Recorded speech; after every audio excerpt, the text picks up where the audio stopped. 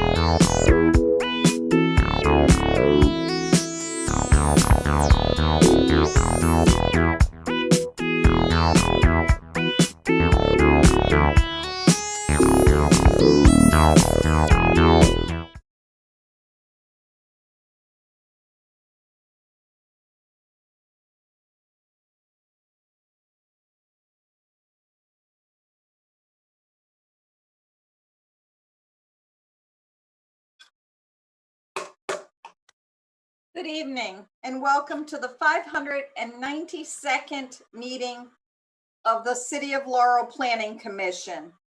This meeting is being held virtually through the Zoom platform. Notice of this meeting and the materials for this meeting have been posted online. Public wishing to speak on any of the items was asked to register for the Zoom meeting. However, I will pause to call to see if there are people that would like to speak. We will begin the meeting with the roll call. Ms. Quillen. Councilmember Sidnor. Mr. Wilson. Here. Mr. Kish. You're muted. Here. Thank you. Mr. Welford. Here. Ms. Bonner. Here. Mr. Grant. Chairwoman Bettman. Here. You have a quorum, Madam Chairwoman. Thank you. This week is the Maryland Municipal League being held in Ocean City, and Councilman Sidnor is attending that meeting. Moving on to agenda item 2, the approval of minutes from the May 10th, 2022 meeting. We have received those minutes electronically. Are there any questions? Hearing none, I will entertain a motion.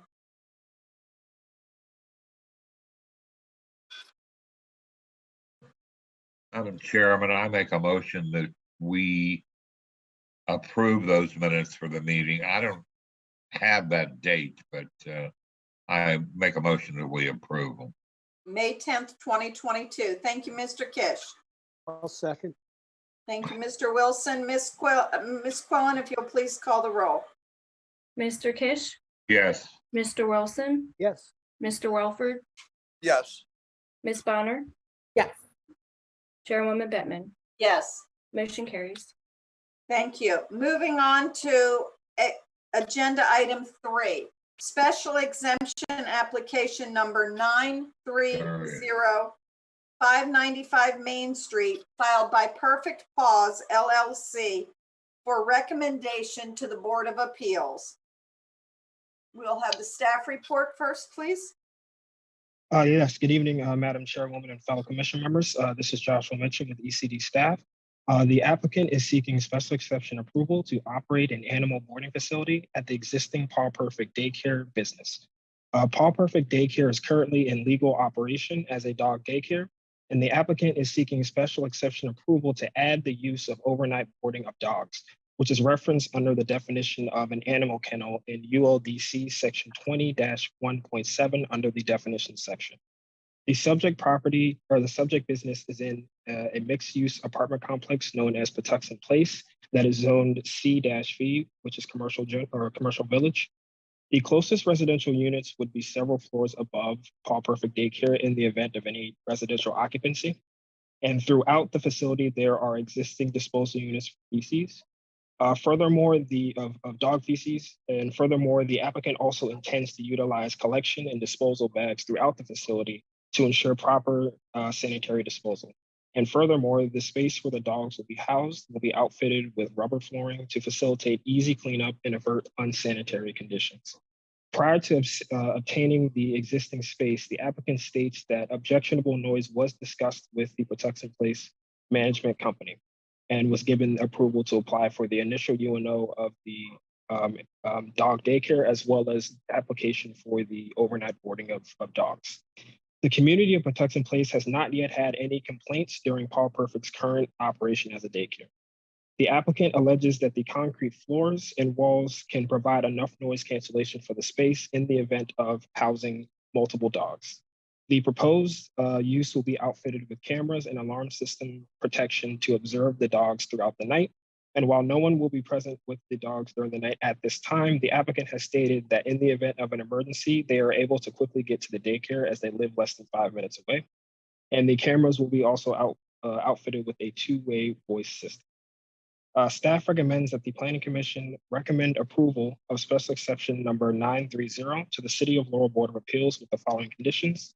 The first condition being that the applicant shall obtain all required City of Laurel building and sign permits and updating their existing use and occupancy. And secondly, the applicant shall comply with all federal, state, and local laws and regulations for the protection and use of the property. That concludes the reading of my report, and the applicant, Ms. Vanessa Oti, is on the call to answer any questions if necessary. Thank you. Thank you, Mr. Mitchum. Any questions for staff? Yeah, I have one, Madam Chairman. Mr. Wilson? I just want to make sure that I don't know what laws govern. I'm sure it's not municipal law, but overnight, animals overnight in the building without somebody there 24/7, is that within whatever county law, state law? That seems unusual to me. I'm going to first answer just based on the prior research I did, and then I would give it over to Ms. Oti, who's more experienced in this. But to my knowledge, there wasn't anything that I found in even county level research that kind of specifies the need for an attendant there. If she was operating purely as an animal kennel, which is mostly deals with the future adoption, Ms. Oti's use kind of falls in a little bit of a gray area where it's more of like an overnight boarding as opposed to providing medical services or other kinds of uses that require constant supervision. But I'll give it to Ms. Oti to explain a little bit further. Hi, thank you. Good afternoon, everyone. So the actual business is a dog daycare and overnight boarding. From everything that I've researched, as Mr. Mitchum stated, there was nothing on the record where the requirement for any type of boarding overnight required someone being there. So with that being said, it's not going to be operated like a kennel per se. And the overnight, I would be available to be there in the event that there's a need, which I don't foresee any drastic need, but in the event that there's a need, I'll be available. And also, I would actually be there with the dogs, checking them in, making sure everything is okay up until a certain point before leaving that area. Also, if it gets to the point where there are multiple dogs, and I would go multiple being, let's say I have 5 dogs, and that's what I'm hoping that eventually boarding brings in business, then my plan forecasted is to hire someone there to be with multiple dogs. The dogs are not going to be loose running. They're going to be in their own playpens. It's just an encircled area where they have their water, food if necessary. They are not going to be running throughout the premises. So that need for that 24-hour monitoring has not been identified anywhere within the county. It has been identified as a business for kenneling, but not for overnight boarding and daycare. I understand what you're saying. I don't really understand the difference between kenneling and overnight, but I'll leave it up to staff. But I'd be willing to give provisional approval based on somebody figuring out whether this is lawful or not under whatever definition of boarding versus kenneling versus whatever. I'm not trying to get in the way of your business. I just want to make sure that we don't get crosswise with either county or state ordinances. Thank you very much. Thank you. Thank you. Madam Chairman, I have a question. Mr. Kish? I don't have those plans in front of me, but what is the size of this boarding room that these dogs will be staying?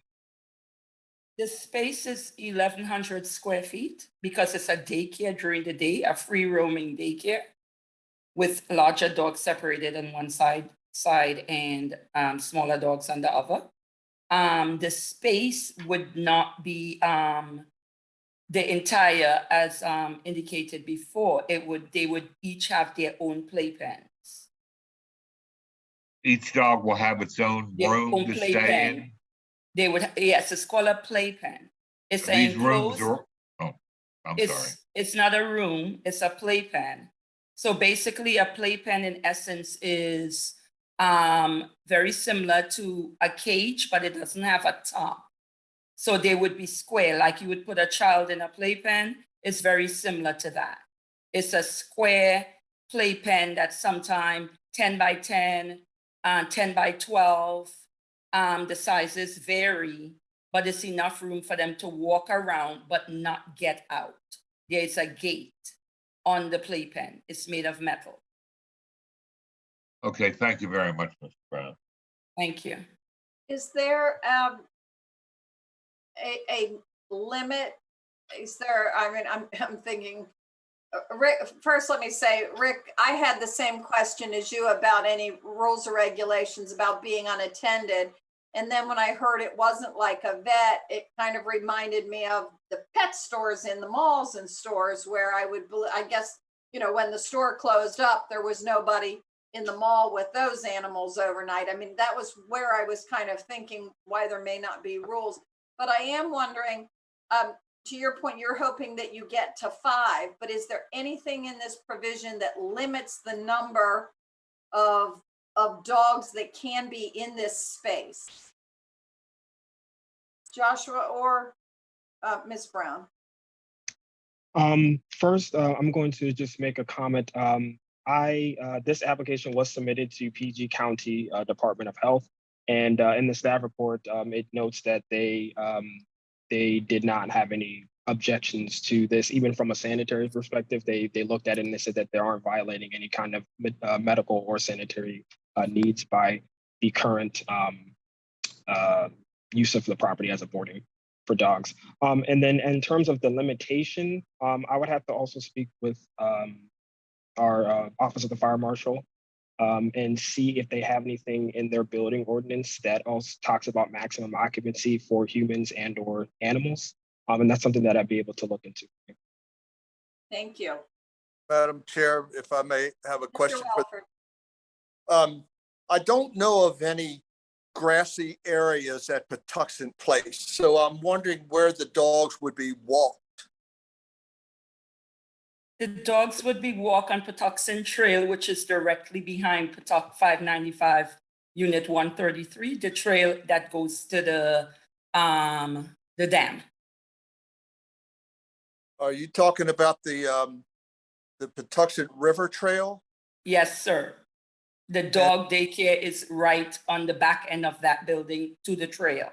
Right. I don't know of any access to the river trail, the river walk there from behind Patuxent Place. The only one I know of is at the end of Post Office Avenue. Right. However, at 595, if you walk to the end of the parking lot to the right, there's an access there, which I used to go walking. I'd have to take another look at that. As I recall, I know the area pretty well.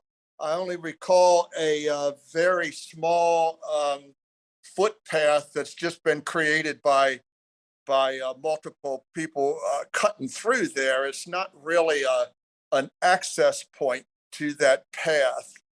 Right. So you're absolutely right, but I wouldn't need more than a footpath because the services for my daycare, walking is an add-on service, and that would be a one-on-one service if the dogs do need to be walked. The daycare is operated like a drop-off for anywhere from 1 hour to 5 hours or more, a full day, and then picked up in the evening.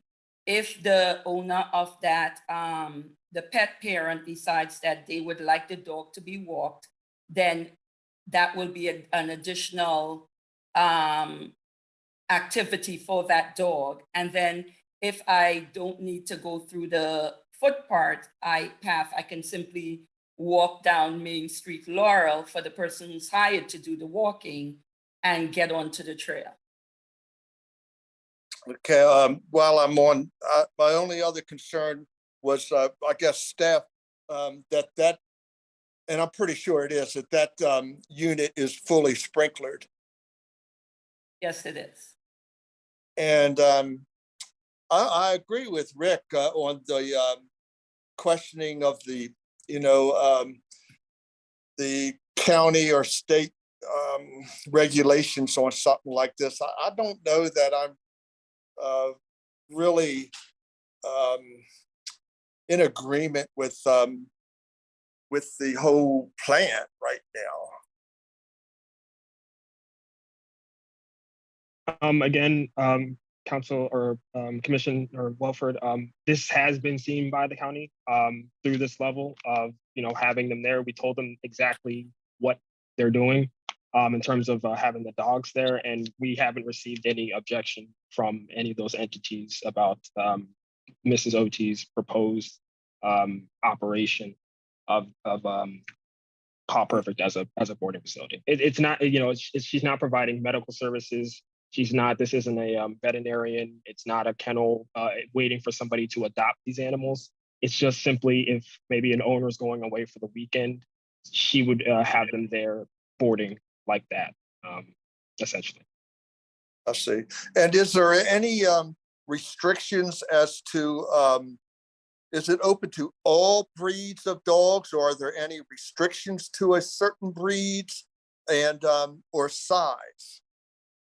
There is no restriction on size. However, pit bulls are not allowed in the Prince George's County. There's a special license for those. So we Yes. will not be housing or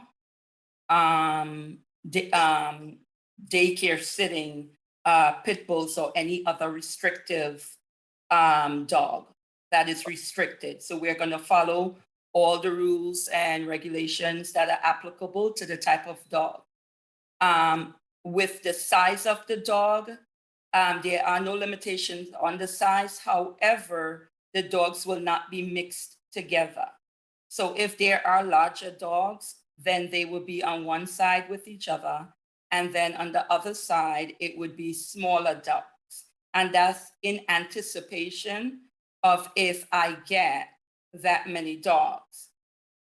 With regards to the overnight boarding that you're hesitant on, that overnight boarding, there is a grooming facility lower down, I think 2 blocks down. And in the event that a dog is left there, there is no one there overnight. And dogs are left at grooming facilities all the time, and they're not monitored. In this case, I would be providing a way lot more monitoring, and it is going to be temporary where there will be no one with the dog, because first I have to get an approval from the city of Laurel. Once I start housing dogs, there will be someone there. But initially, if it's just 1 dog or 2, and the dogs are separated with more than enough room, there will not be any. But if capacity increases, then absolutely there will be someone hired in order to be with the dogs overnight. Let me ask, When you say monitoring, are you talking about like video cameras in there that? Two-way video cameras, correct, on all corners of the wall, because live video cameras. I think my Because- big concern is with nobody being there overnight. And as you say, they are in a playpen. I just picture you walking in the morning, and overnight they learned how to get out of these playpens. The playpens came open and or apart, and they're all in there having a huge party all night. I understand your concern. However, these are not that type of playpen, sir. These are 50-pound playpens, 25-pound playpens, big circles or squares that can't be pushed over, and it's a boat. The dogs are literally, if you could visualize a dog being in a cage with a top on, if you leave a dog in a cage all night, there is no getting out. The only difference with this is not as enclosed. So there are different sizes, and I must include that. If I have a small dog, there are playpens for small dogs. If I have a large dog, there are playpens for large dogs. Weight capacity, quite a few people own them. And that is just to say that the dogs don't have to feel that they're in this enclosed, because the top is open. It's a much wider space that they actually get to walk around. They're not caged, but yet they're caged.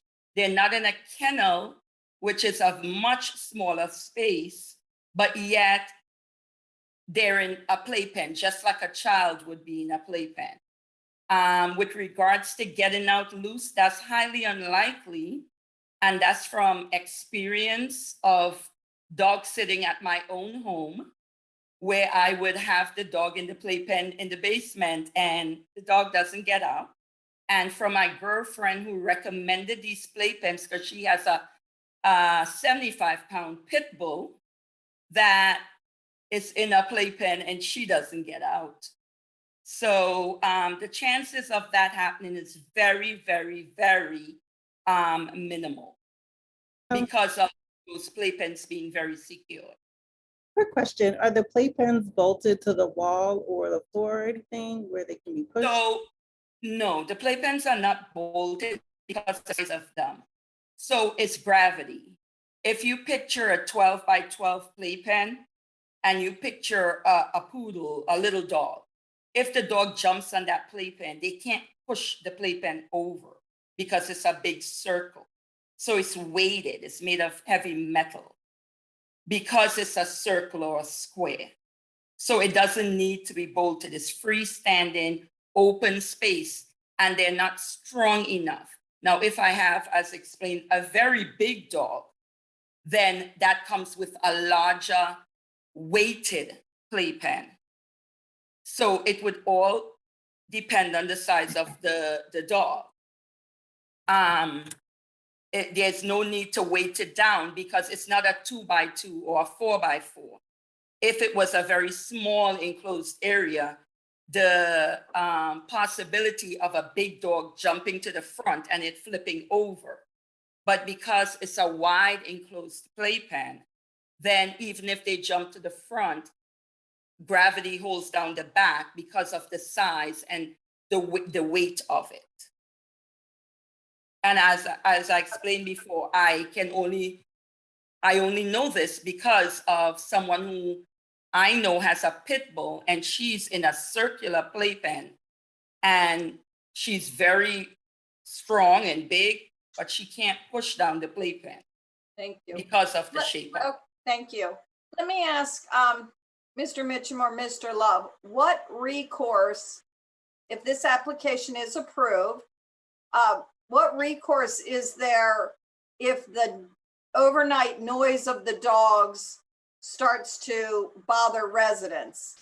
Is there any recourse in terms of the UNO or requiring someone to be there? Yes, Madam Chairwoman. Essentially, the first step that we would take would be to, send Ms. Oti a written notice that, we received complaints about the noise in the area. And I'm also sure Patuxent Place Management would be kept in the loop about this as well. But in the event of non-compliance, further non-compliance, the city would just simply revoke Ms. Oti's UNO in the event of non-compliance with that. So that's how we would address that. And that is And I included. believe that- I was going to say, I believe having the two-way camera will help her to know whether noise is becoming an issue also. And Madam Chair, based on the special exception too, that could be pulled because there is a section that talks about noise and odors and so forth within that. So that would be in violation of that. Thank you very much. Is there anything else the applicant would like to say? I just have one, Sorry, go ahead. I just have one question. Ms. Brown, do you have a holding facility license from Prince George's County? Holding facility license would only be for kenneling, sir, Well, based on, It says here on their website, a valid license is required to operate all kennels, catteries, guard or sentry dog facilities, pet shops, riding schools, stables, petting zooms, or grooming establishment. and mine is overnight daycare, it's not a kennel. And that was the Mr. Mitchum, what he was expressing, that it's not considered kenneling. Kenneling is 4 by 4, full enclosures, kennels for the dog with very limited. I'm not a lawyer, but I think we need to have that checked, Mr. Mitchum. Yes, Mr. Welford. So that's why I said earlier, it is a little bit of a gray area with how the city defines animal kennel. That's something that I'd be more than happy to work with ECD to maybe update the definitions of what counts as a kennel versus what Ms. Oti is doing. But, by what is written in our ordinance, it just simply refers to kenneling in the boarding in the definition of an animal kennel. But I'm talking about county law. Yeah, and so again, with this application being sent, even asking, does this comply with any health standards or any other standards that she needs to meet for Prince George's County for this facility, we did not receive any objections. I'd like to ask you guys to give animal control a call down at the county and just make sure everything's kosher. Absolutely. And Mr. Wilson, yes, we'll go ahead and do that. Anything that comes up to it that does require that, we can tack that on to the UNO. Okay, that's great. I'm happy. I'm not trying to get in the way of this business. I just want to make sure, because I think the definition of kennel is, I don't know what it is. Mhm. right? So to me, if you keep a dog overnight, that's a kennel. Okay. You know, so, but I'm not a lawyer. Thank you very much. Thank you, Mr. Chairman. Thank Yeah, you. and then, sorry, and then I just want to make one more comment about one of the main aspects of a animal kennel in the city's definition specifically is referring to for the purposes of future adoption. So that's what kennel is referred to as in the city's definition. It's not anything about what Miss OT is planning on doing. She's not doing any kind of adoption services or applying any medical treatment while the dogs are there. It's simply boarding and not for the purpose of adoption. So. Okay. I would like to give the applicant an opportunity to make any final comments before we call for a motion. Thank you. I would like to say that prior to or during the time of the initiation of this business, I walked through the Main Street Laurel, which has many, many dogs. And I got a lot of feedback from both people in Patuxent Place and on Main Street. And if it's anything, this business would be an asset to Main Street Laurel versus, let's say, a nuisance to Main Street Laurel. When I first said what I was going to do, I got people from even the grooming center who was ecstatic that the business of this type was coming, and also from residents at Patuxent Place for this type of business, because within Laurel Main Street and environs for at least, I would say 5 to 7 miles, there isn't this type of facility for daycare and boarding with convenience. So it would be greatly appreciated, and I would be grateful if this type of exception would be approved. Thank you. Thank you. Let me do a roll call first to make sure there are no other questions. Mr. Kish,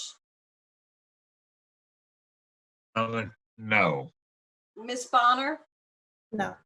Mr. Welford, No, Mr. Wilson. Good. Thank you. Hearing no further questions, I will entertain a motion.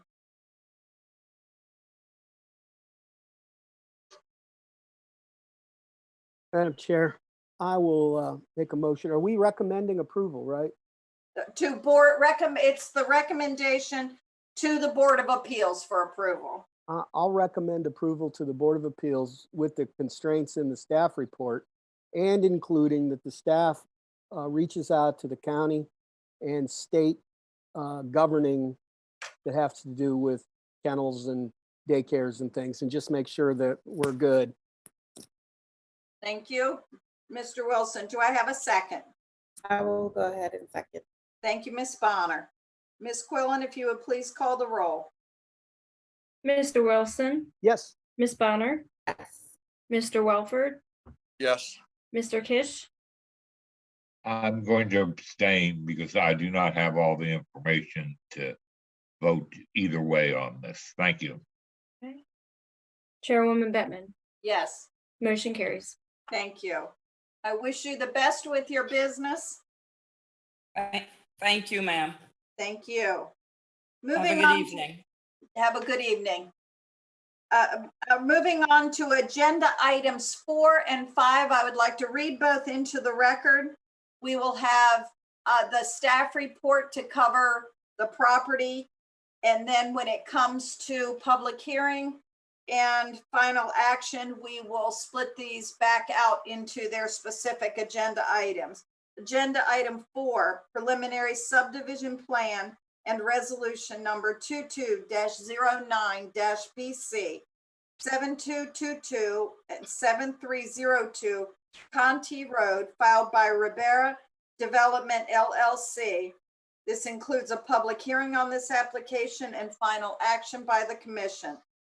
Agenda item 5 is the final neo-traditional overlay site and landscape plan and resolution number 22-08-PC for the same title property. I believe, Mr. Love, you were doing the staff report on this? That is correct. Thank you. All right. Good evening, Madam Chair and Commission members. The applicant is seeking a preliminary subdivision plan approval to develop a 63-unit townhouse community located at 7222 Contee Road and 7302 Contee Road. Per section 20.29.7 of the City of Laurel zoning code, before preliminary approval may be granted for this purpose, this proposed subdivision, the Planning Commission may find that sufficient public facilities and services exist or are programmed for the area. The information provided shows that there will be minimal impact on public facilities and services. Staff recommends that the City of Laurel Planning Commission approve preliminary subdivision plan 927 for 7222 and 7302 Contee Road with the following conditions. 1, the applicant shall obtain final neo-traditional overlay plan approval from the Laurel Planning Commission. And 2, the applicant shall comply with all applicable local, state, and federal laws and regulations in the development of the property. And moving on, the applicant is also seeking a neo-traditional overlay final site landscape plan approval to develop a 63-unit townhouse community, which will include open space, recreation area with a tot lot, central gathering sitting area, and stormwater management. The project will include a total of 274 parking spaces. Each town will include 4 off-street parking spaces, each totaling 252 parking spaces. There will be 22 on-street parking spaces. This will meet the standards of the Unified Land Development Code. The applicant is requesting consideration of the neo-traditional overlay in order to modify existing development standards of the zone, including reduction of net lot area, lot width, green area, setbacks, and increase in lot coverage. These are allowed modifications via the neo-traditional overlay. There is a mandatory dedication or fee in lieu of open space. While there will be various open spaces provided, these will be private. The applicant has decided on the fee in lieu option. Per the final analysis of the traffic impact study, the key study intersections would operate with applicable D or better levels with the total future traffic volumes that includes the new site generation trips. The result of the study finds that the proposed Janowski property with 63 residential townhouse units will not adversely impact the existing roadway network or the key study intersections by creating undue intersection delays. Staff agrees with the analysis presented from the traffic impact study. Staff recommends that the City of Laurel Planning Commission approve neo-traditional overlay final site and landscape plan for 7222 and 7302 Contee Road with the following conditions. 1, the applicant shall obtain all permits required by the City of Laurel for the construction of this project. 2, the applicant shall provide a payment of $78,594.69 for the fee in lieu for open space in accordance with section 20-29.10 of the Unified Land Development Code prior to the issuance of the first building permit. 3, the applicant shall obtain a final record plat approval from the Planning Commission. Then 4, the applicant shall comply with all applicable local, state, and federal regulations in the development of this property. Thank you, and the applicant is now available to make a presentation. Thank you. Let's have the presentation and then we will go to questions. Thank you, Madam Chair, again, and fellow Planning Commission members. It's good to see you again. Again, my name is Eric DeVito. I am the attorney for the applicant, Ribera Development. Along with me here tonight, I have Bob DiPietro is in my office. You can't see him. He's just off camera, but he's sitting next to me. I have Tim Longfellow and Tom Zyla with Gutchick, Little, and Weber, our project engineers. And I also have Ken Schmid and John Mayer, who are with Traffic Concepts. All of these individuals are here and available to answer questions. We don't have any formal presentation to make. We agree with the staff report and we accept the recommendations and obviously the approval recommendations that are made. I just wanted to to sort of reiterate the fact that I know you've seen this plan now a couple of times. It's actually already been approved by City Council through the neo-traditional overlay application process we made there. The plans that are before you today for final approval are consistent with the plans we have shown all along. The density is the same.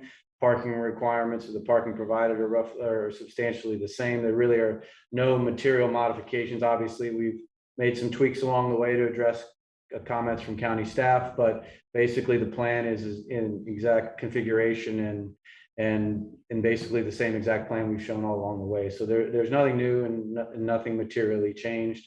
And we ask for your approval tonight, and we're available for any questions. Thank you.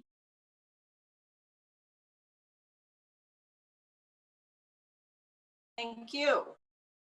So any questions for staff on either application, the preliminary subdivision plan or the final neo-traditional overlay? Mr. Kish. I have none, thank you. Okay, Mr. Welford, No, thank you. Ms. Bonner, No, thank you. Mr. Wilson. I think you're muted, Mr. Wilson. I'm good. Thank you. Thank you. I would like to, I have, as Mr. DeVito stated, he has several people available to answer questions if there are questions. I do not currently have anyone who signed up in advance from the public to speak on this.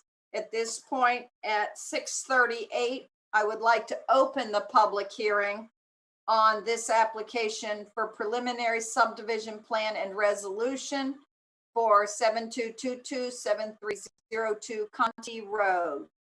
Is there anyone on the call wishing to speak? Hearing no one, I will close the public hearing. We'll say, oh, my watch just changed at 6:39. If there are no questions for staff or the applicant, I will entertain a motion. Madam Chair, I'd like to make a motion for the approval of the preliminary subdivision plan and resolution number 22-09-PC for 7222 and 7302 Contee Road, filed by Ribera Development LLC, with the conditions made by staff. Thank you. Do I have a second? Madam Chairman, I second that. Thank you, Mr. Kish. Ms. Quillen, if you would please call the roll. Mr. Welford, Yes. Mr. Kish, Yes, Mr. Wilson. I think you're muted. you're muted. Yes. Thank you. Ms. Bonner, Yes. Chairwoman Bettman. Yes, Motion carries. thank you. Again, for the final neo-traditional overlay site and landscape plan and resolution number 22-08-PC, I do not have anyone from the public signed up to speak. At this point, at 6:40, I will open a public hearing to see if there is anyone on the call wishing to speak to this. Hearing no one, I will close the public hearing. It is still 6:40, and I will entertain a motion. Madam Chair, again, I will move to approve the final neo-traditional overlay site and landscape plan and resolution number 22-08-PC for 7222 and 7302 Contee Road, filed by Ribera Development LLC, with all the conditions made by staff. Thank you. Thank you. Do I have a second? I will second that, Madam Chairman. Thank you, Mr. Kish. Ms. Quillen, if you would please call the roll. Mr. Welford, Yes. Mr. Kish, Yes, Mr. Wilson, Yes.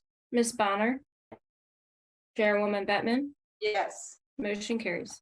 thank you. Mr. DeVito and the team, thank you very much and enjoy the rest of your day. Thank you very much. Thank you, everyone. Moving on to agenda item 6, Planning Annual Report and Resolution number 22-10-PC. Yes, thank you again, Madam Chair and Commission members. Per the Land Use Article 1-207, Land Use Section of the Maryland Annotated Code, and as amended, it requires that Planning Commission shall prepare, adopt, and file an annual report for the previous calendar year with a local legislative body. Then what we do is we send it off to the Maryland Department of Planning for review. So just a couple highlights that we typically send out to them. So the one thing that they want to know how many new residential permits were issued. We were up to 84 in 2021. I envision probably a couple hundred coming in 2022. We may have already passed this amount already. They're kind of getting built at a furious pace, but in West Side, Overlook, and then Patuxent Green. So they're kind of coming fast and furious. The other thing we did is they asked regarding any sort of code changes. And if you were aware, if you remember, we did 3 rather large code changes in 2021 that actually encompassed 56 sections being updated within the code. We're anticipating, we did have a few already in 2022. We actually are anticipating on phase 6 and hopefully last phase of the major code changes in that phase 6, which would be a larger one. Well, right now we're pushing for September for that to bring that before both the Planning Commission and the Council. But other than that, we aren't at the phase right now of the 5-year, with the overall reports and whatnot. So we're looking good right now. But I just want to do that, our due diligence of our yearly report. I can take any questions if you have anything regarding 2021, any of the work we did. I have no questions. Are there any questions regarding the annual report and resolution? Hearing none, I will entertain a motion. Madam Chair, go ahead. Oh, I was gonna say, motion ahead. to approve the planning annual report and resolution number 22-10-PC. Do I have a second? I'll second. Thank you, Mr. Wilson. Thank you, Ms. Bonner. Ms. Quillen, if you would please call the roll. Ms. Bonner, Yes. Mr. Wilson, Yes. Mr. Kish, I'll third that, yes. Mr. Welford, Yes. Chairwoman Bettman. Yes, Motion carries. thank you. Madam Chairwoman, if I can. Mr. Love? Yeah, would I be able to, I know Mr. Wilson had put some questions regarding the special exception in there. As if I could address that real quick, Yes. just to let you know. So we'll go ahead, we'll go with the county and the state on that. If we do find something that is required, we will give the Board of Appeals an amended staff report to include those as conditioned. If it takes a little longer, like I said, we can always tie those to use and occupancy, but we'll try to get that as quickly as possible so we can tie that to that report. Thank you. Having no further business, I'd just like to again thank Laurel TV for all they do to keep us, our meetings public. And this meeting is adjourned. Thank you. Good night, everyone.